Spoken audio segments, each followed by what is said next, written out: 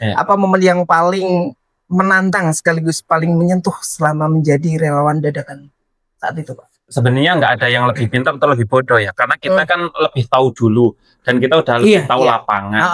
Ternyata yang kita bersamai aja sosok seorang kiai atau ustadz ataupun pemangku agama, tapi mereka kan nggak tahu medannya. Iya, benar. Ya, ketika itu tantangan terbesar untuk bisa memahamkan mereka tentang kondisi lapangan, memberikan edukasi yang benar. Kita pertemukan dengan guru-guru kita yang ada di Mekah, kita pertemukan, kemudian kita ngobrol sehingga pada akhirnya ketika melakukan proses haji, ya itu alhamdulillah bisa maksimal. Masya Allah, ya. Itu kalau tips triknya Bapak biar berkesan ke jamaah itu gimana, Pak? Sebenarnya tadi ya, kita nggak perlu banyak ngomong, nggak perlu banyak cerita, kita action aja, kita buktikan dengan kerja nyata. Itu yang akhirnya membuat orang speechless. Oh ternyata sosok Pak Murad begini, dengan kerja, membuktikan, ya kan, entengan dan sebagainya, itu seperti itu. Cara menanggalkan egonya itu seperti apa, Pak? Itu butuh proses ya. Jadi nyantai aja sih, karena menurut saya lebih crowded ketika kita bawa jamaah sendiri kan. Menurut saya jamaah umrah itu kan mereka beli reservasi, beli jasanya di kita dan semuanya ibaratnya kita akan ketutuh banyak hal ketika kita ada miss sedikit saja. Karena beda sekali ya ini sahabat Famaja yang perlu diketahui ketika orang itu membeli paket umrah atau haji dengan orang membeli paket liburan. Paket liburan sekredit apapun, setidak memuaskan apapun, jarang orang komplain. Tapi kalau heran, kalau di umrah haji itu kenapa ya sedikit aja akan menjadi sebuah kok kenapa begini, kenapa mobil telat, kenapa ada pesawat delay, kenapa ibaratnya terjadi crowded dan sebagainya. Jadi pengaruh itu, Pak? Pengaruh. Nggak tahu, Allah alam. Karena menurut saya ya karena saking besarnya pahala umroh maupun haji yang akan diperoleh. Fadilahnya Masya Allah ya. Jadi godaannya setan juga lebih. Pasti. Apalagi haji nggak mudah. Makanya selalu mengingatkan ke jamaah umroh maupun jamaah haji, bagi yang ini lagi mau melaksanakan haji juga, saya selalu menyampaikan satu, luruskan niat. Ya kan, dari Indonesia sudah luruskan niat pun di proses perjalanan, karena itu setan tidak mau membiarkan hambanya itu mendapatkan haji yang mabrur. Ya kan, karena keutamaannya bicara nih membuat hajinya kualitasnya itu dirusak, ya kan. Nah, makanya saya selalu mementingkan ya Bapak Ibu perbanyak zikir, baik istighfar, sholawat gitu kan, karena setannya sebelum rukun haji itu tertunaikan semuanya, setannya luar biasa menggoda. Bagaimana caranya untuk bisa baratnya seminim-minimnya merusak. Syukur-syukur betul-betul hajinya muspro. Kok bisa, Pak? Iya kan, karena saking luar biasanya fadilah umrah maupun haji. Fadilah haji maupun umrah kan salah satunya. Kata hajinya Allah terima, jelas masuk surga, ya kan. Kemudian Allah tidak akan miskinkan lagi, ya kan. Iya, jelas, Pak. Bahasanya wong Jawa itu umrah haji pesugihan, pasti orang yang beriman itu pasti. Karena nggak ada sejarahnya orang yang berumrah berhaji akhirnya juga jatuh miskin. Itu. Kemudian umrah maupun haji itu adalah sebagai penghapus dosa. Jadi selama itu juga rofas sama jidalnya itu lebih kuat mana nih, Pak?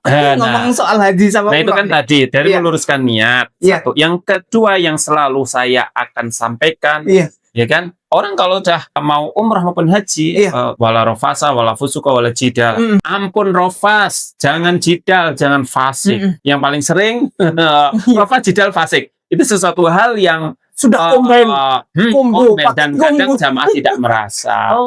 Ya. Cara menenangkannya gimana, Pak? Kalau di Famaja itu kita memang dengan mutawif maupun kita selalu mengingat-ingatkan. Pak Bu, jangan marah, ibaratnya yang bahasanya itu bukan sekedar Pak jangan rofas gitu kan.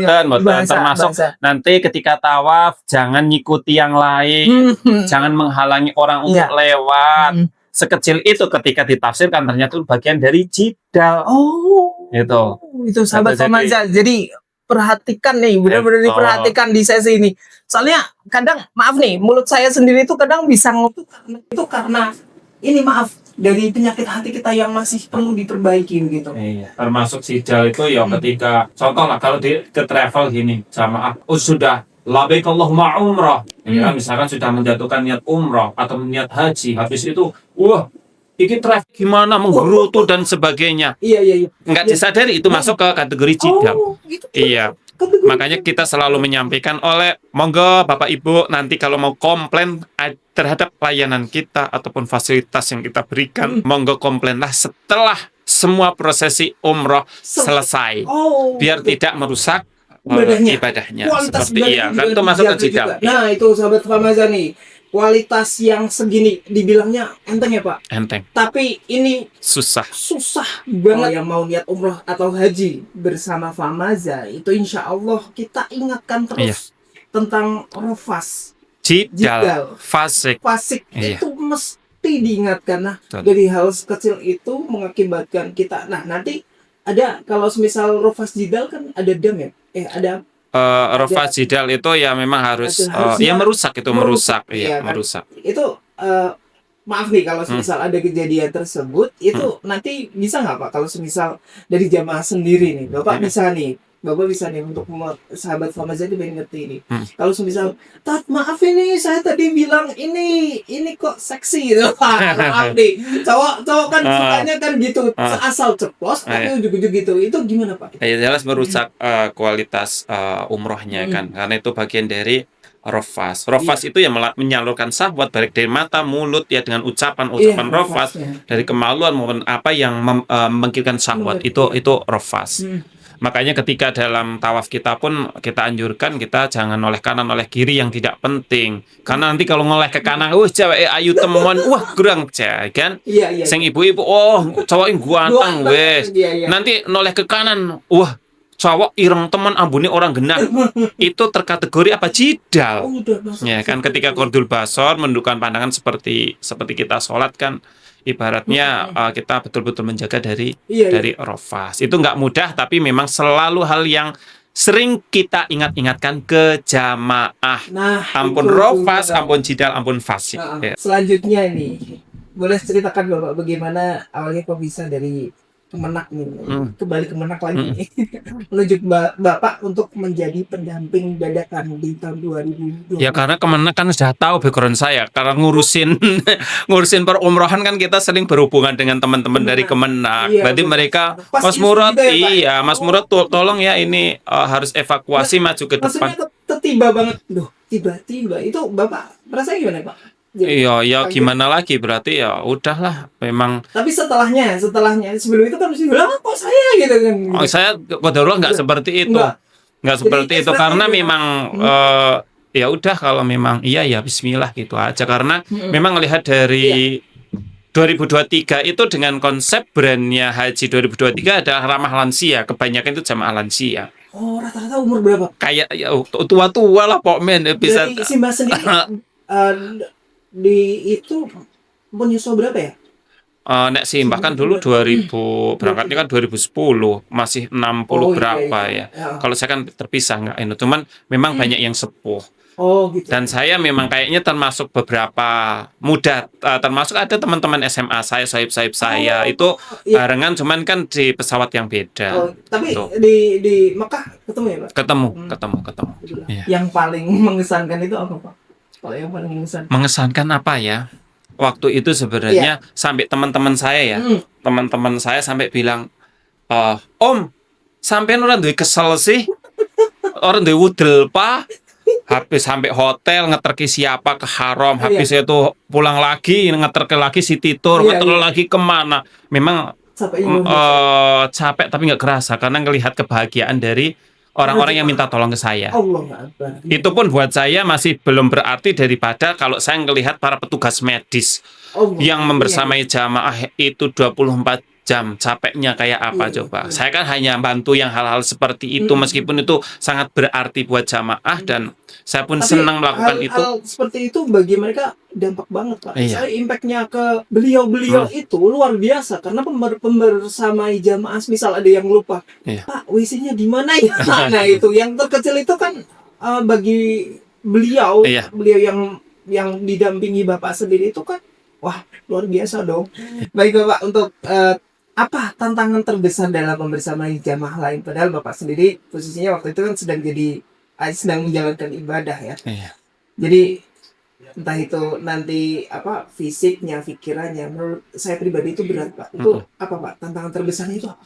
Tantangan terbesar itu Iya, ketika kita membersamai jamaah, entah itu menjadi tour leader, iya. mutawif atau Mm. apapun, itu adalah kita ditantang kesabaran kita, keikhlasan kita. Iya. Betul-betul harus sabar. Karena wong Jawa itu harus dawa ususe, ya kan?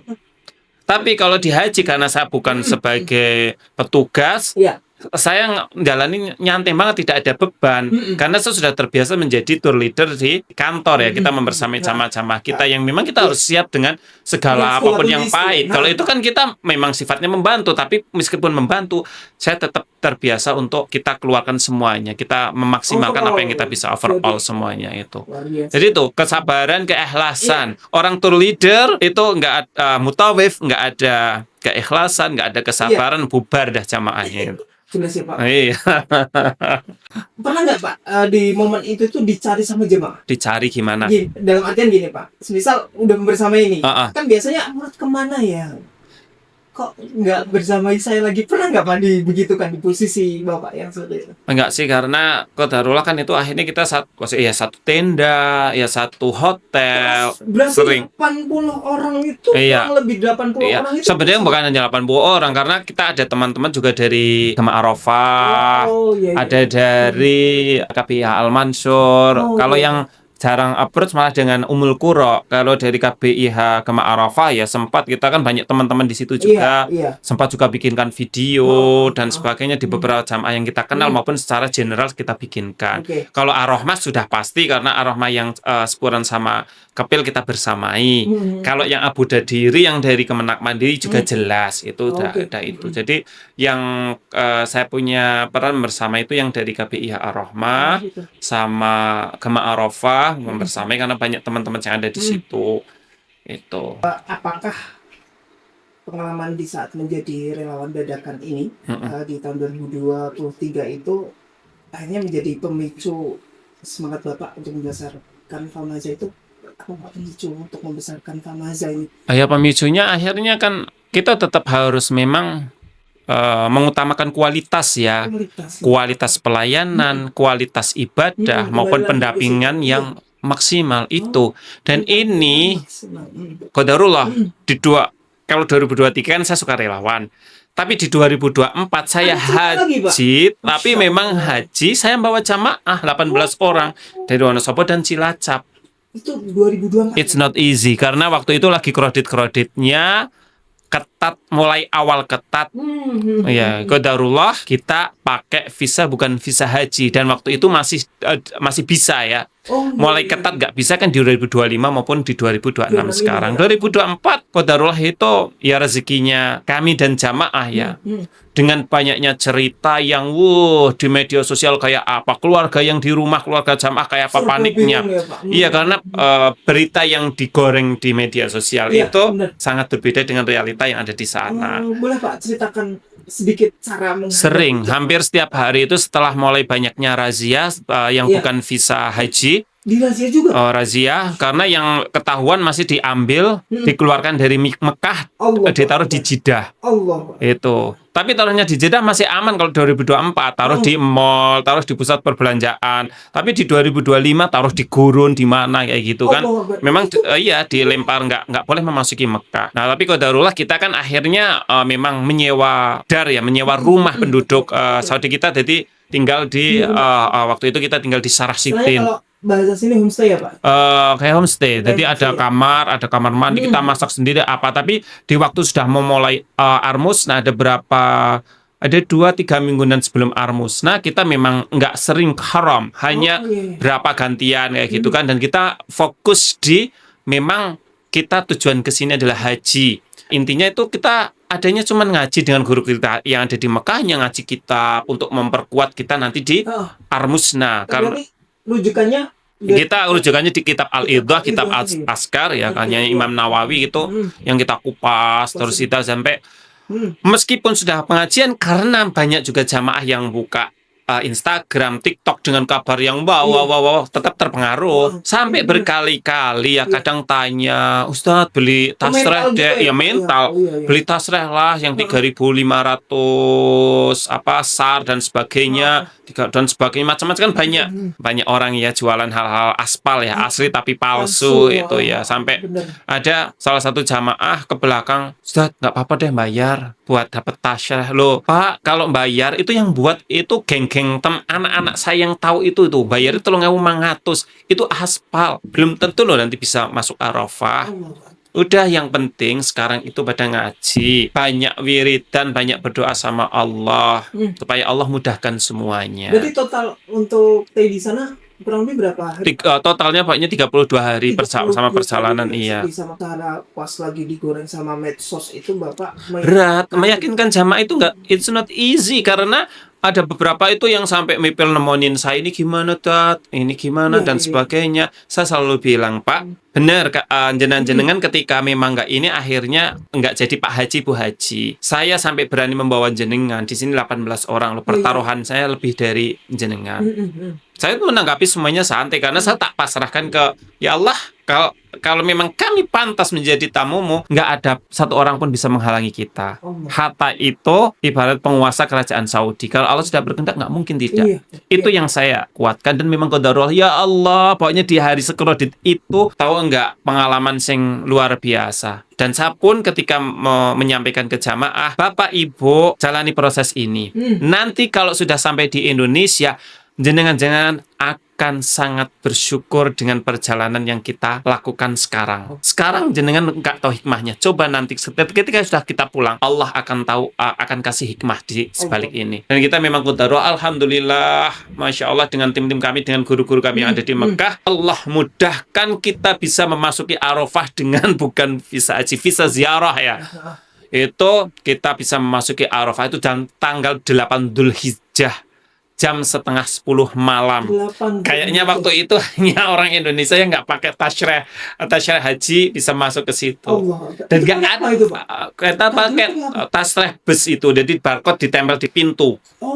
Tapi pembuktiannya harus ke bisnya. Bis itu. Tapi kalau nggak beruntung juga dibuka kan sama polisi askar-askar yang ada di jalan. Kita alhamdulillah nggak ada yang nyetop satupun, dan kita di 7:30 bisa memilih lapak di bagian mana Arafah. Kita tuh membawa terpal-pal besar, jadi bisa untuk 100-an orang lebih lah. Jadi setelah kita bangun itu, banyak orang-orang dari Mesir, dari India, Pakistan masuk bareng-bareng dengan 2 terpal besar yang sudah kita siapkan. Berarti dari 18 orang itu malah mengumpulkan dari berbagai negara. Iya, kita di itu, dan alhamdulillah itu adalah pengalaman yang masya Allah dan saya sangat merasakan nikmat sekali di Haji 2024. Kalau di reguler dengan segala plus minusnya, tapi kan lebih mudah ya. Tapi ini kan tantangannya mengerikan, dan kita bawa jamaah gitu loh, sabar kita. Dari Bapak. Iya.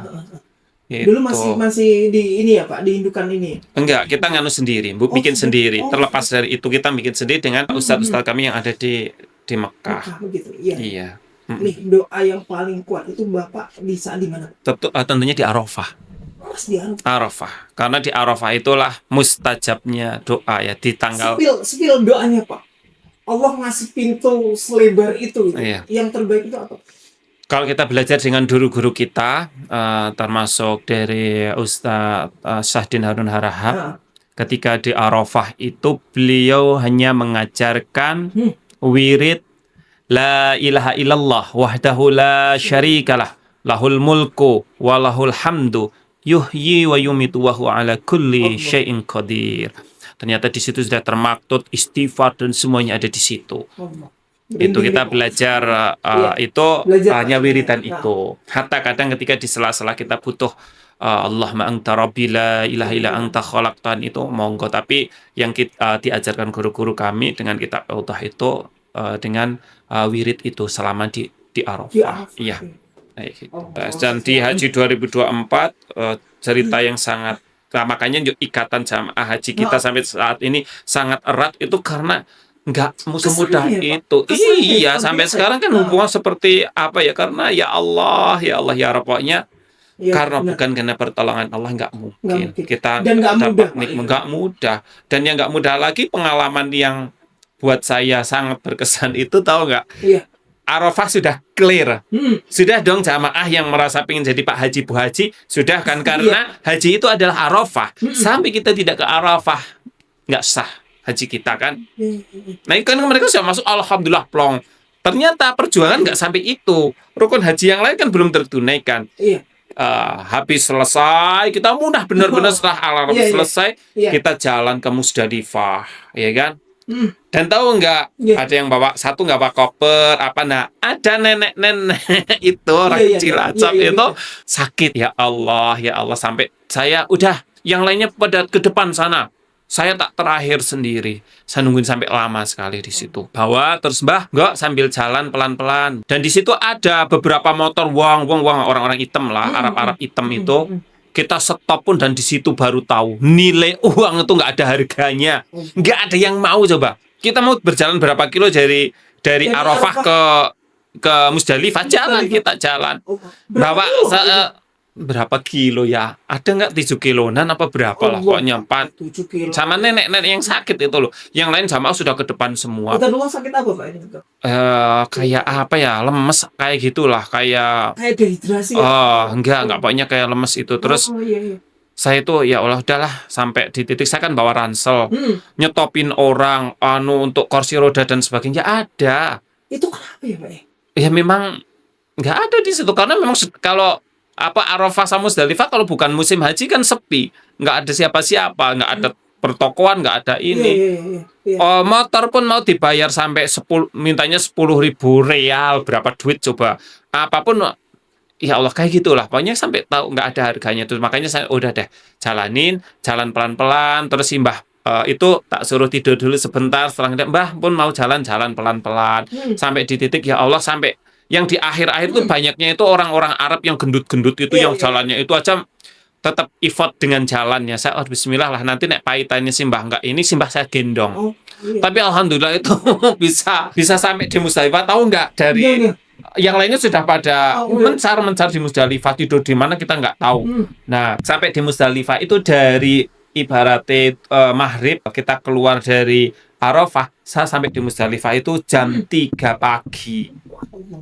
Berapa lama coba bayangkan. Dan itu akhir-akhir habis isya, habis maghrib itu terus yang lainnya sudah pada sampai. Nah sama sih alhamdulillah bisa di Musdalifah, munah bisa selesai. Dan itu perjalanan lagi dari Musdalifah, kita kan ke Jamarat kan, panas kan siang-siang. Nah, yang simbah ini aman, ada simbah satu lagi cewek dari Cilacap yang membersamai, saya tak gandeng terus itu. Itu cobaannya lebih nganu karena panasnya, ya Allah, setiap berapa meter itu minum air itu glek jalan lagi kayak udah nguap saking panasnya. Beda ya, karena kita itu murni betul-betul jalan, nggak pakai bis, nggak pakai apa, tapi merasakan betul-betul luar biasa dan betul-betul perjuangan. Itu di atas gurun atau di ini Pak? Ya ada jalannya. Tapi ya Allah, perjuangan yang luar biasa. Tapi di atas aspal kan Pak? Bukan kayak aspal ya, kayak tambah. Ini dong tambah. Pokoknya udah keras semua kok. Gitu. Kayaknya cor-coran itulah, cor-coran. Jadi ada cerita yang sekeren itu dan perjuangannya luar biasa. Alhamdulillah kita sudah selesai sampai tawaf ifadah, kita pulang. Setelah pulang, banyak cerita ternyata yang sesama menggunakan visa ziarah nggak bisa memasuki Arafah, bolak-balik diambil, dikeluarkan dari Mekah ke Jeddah, bolak-balik lagi ke Mekah dengan bayar yang tidak murah ya, dari 250 real sampai 1.000 real per orang ya. Coba kalau 1.000 real ping 5 kali ditumplek, coba 1.000 real kali udah 5.000 real, 5.000 real kali 4,5 udah berapa? 45 juta. Hanya untuk ditumplak-tumplak seperti itu. Jadi banyak kesan yang luar biasa di haji yang itu pun karena saya sudah punya pengalaman haji reguler itu. Ketika saya menerapkan di haji 2001 tahun berikutnya kan saya berangkat lagi dengan membawa jamaah. Ceritanya panjang dan itu ceritanya keren. Berarti termasuk ini kebanyakan dari Cilacap ya? Cilacap sama Wonosobo Paruan 50-50 ya. Berarti termasuk Mbak Fathia Sungkar, dia juga ikut. Itu ada sisi yang dia belum diceritakan, yang sebenarnya mungkin sama yang cerita itu akan lebih keren karena mereka, kalau kita yang melayani kan, kalau mereka itu yang merasakan. Kesannya ya Pak ya. Nanti di sesi ini sahabat Mamaza, nanti di sesi dokumentari itu kita bakal muak Mbak Fatihah lagi nih. Kalau misal nanti ada waktu kita diberi kesempatan sama Allah dan diberi kesempatan kesehatan, itu Banyak loh. long story banget. Tapi kesaksian itu perlu Pak. Iya. Bagi sahabat Famaza yang ingin umroh maupun haji, itu mungkin dengan mendengar podcast ini sudah tergambarkan ya, bagaimana effortnya, bagaimana jerih payahnya sampai ke sana gitu kan. Nah itu pantas saja dari sahabat Famaza itu ruh pelayanan di Famaza itu terasa berbeda karena ownernya sendiri saja sudah teruji langsung di lapangan ya Bapak ya. Bahkan dalam kondisi darurat, apa saja target atau inovasi baru yang ingin Famaza berikan ke calon jamaah kedepannya ini Bapak? Jelas kita punya target jelas untuk menjadi lebih baik. Kembali kita yang kita utamakan adalah pelayanan terbaik ya. Kemudian pendampingan ibadah yang semakin baik ya kan.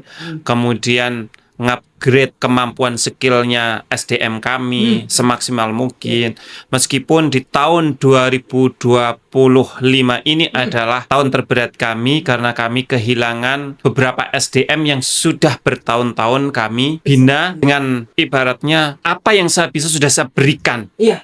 Itu. Iya. Itu sesuatu yang berat. Tapi alhamdulillah karena prinsip saya akadnya sama Allah. Gitu ya. Saya tidak mengharap balik kebaikan dari mereka. Iya. Ya kan? Kembali cara mereka untuk ibaratnya mengembalikan itu saya tidak butuh dari dibalas kebaikan dengan mereka. Enggak apa-apa silahkan. Karena ibaratnya saya sudah memberikan yang terbaik. Saya anggap mereka anak-anak kami. Kemudian ketika memang bukan takdirnya Allah bersama-sama Famaza, ya gimana lagi ya kan?